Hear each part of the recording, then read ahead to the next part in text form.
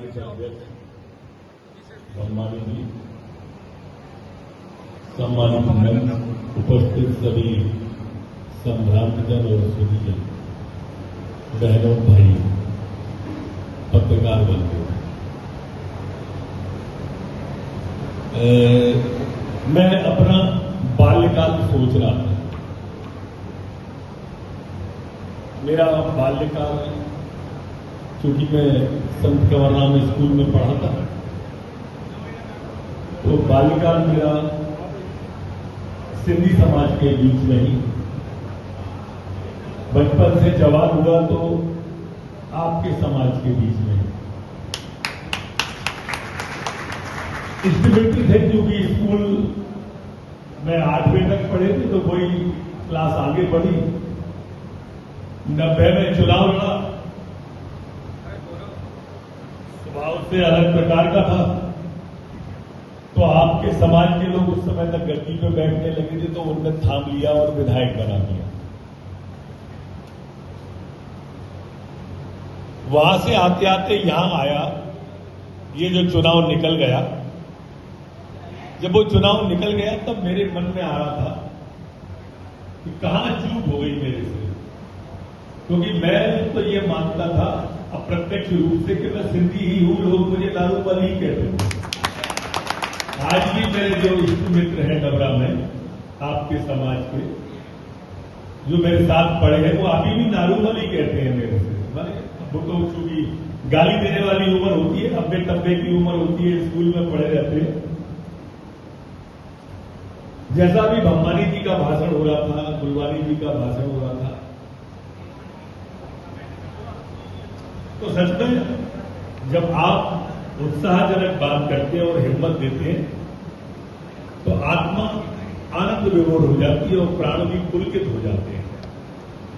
एक ताकत आती है, एक ऊर्जा आती है आप सबसे। आदरणीय किरण तिलवारी जी ने अपने भाषण में लगभग सारी बात कह दी है, मैं उन बातों को रिपीट करना नहीं चाहता। बची खुशी कर हमारे पार्टी के प्रेसिडेंट पुनीत भाई साहब ने कर दी थी, लेकिन मैं अंदर भी जो बात कह रहा था,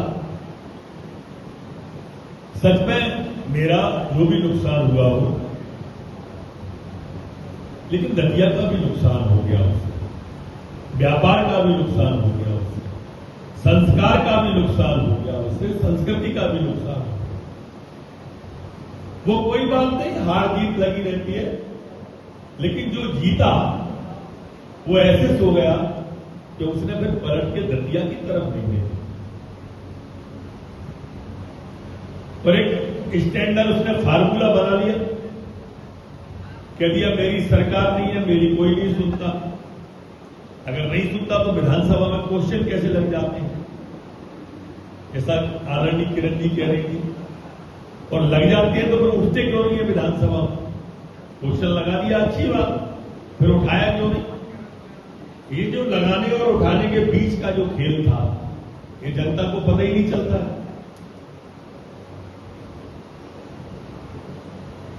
2,75,00,000 से ऊपर की राशि और 70 लाख की सुरक्षा अनुदान की राशि,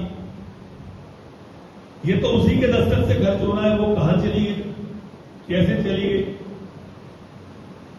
भाई आपने भी देखा होगा, राजघाट पे आप आए होंगे तो मेरे यहां पर महिलाओं की भीड़ लगी रहती थी, 2,000, 5,000, 10 रुपए, 10,000 रुपए लेने वाली आवेदन देके। तो आखिर वो इनके यहां से वो रुपए कहां गए? बताना चाहिए, वो जनता का पैसा है, लेकिन बताया नहीं आज तक। हम बार बार मांगते रहे तो हम पे आरोप लगाते रहे, हमको गाली देते रहे। हमको गाली तो अच्छी बात है, लेकिन आपने इन 2.5 वर्षों में क्या किया ये तो बताना ही चाहिए।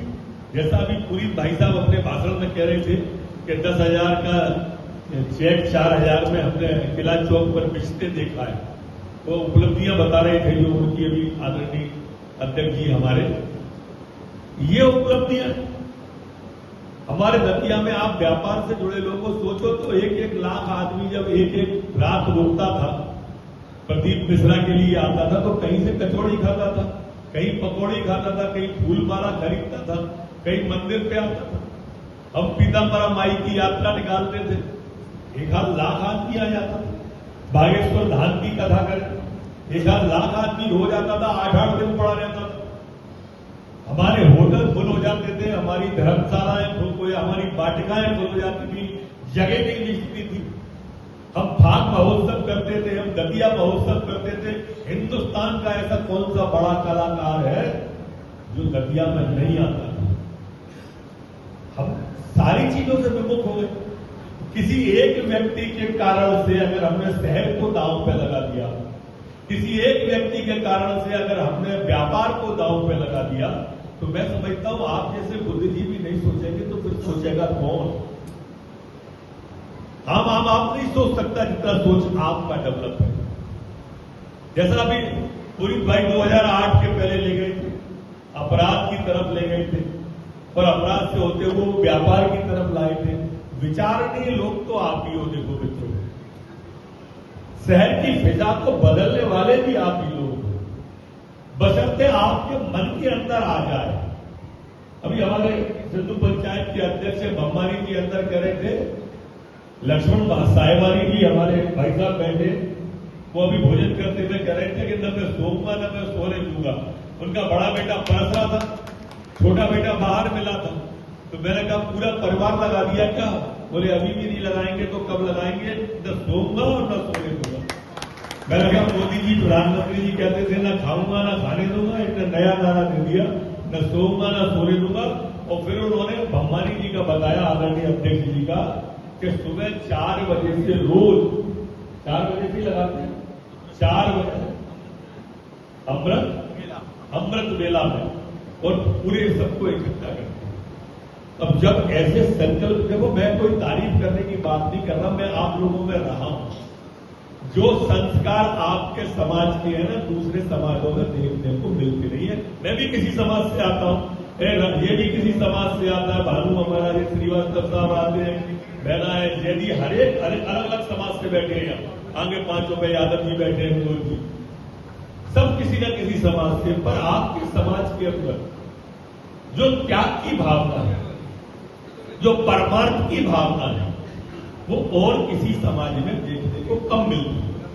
क्योंकि मैंने कोरोना में आपको नजदीक से देखा है कैसे इसी स्थान पे सामने वाले टीम साइड में, कैसे उस कोरोना में जब लोग घर से नहीं निकलते थे, आप यहाँ पूरी बना रहे होते थे और बांट रहे होते थे।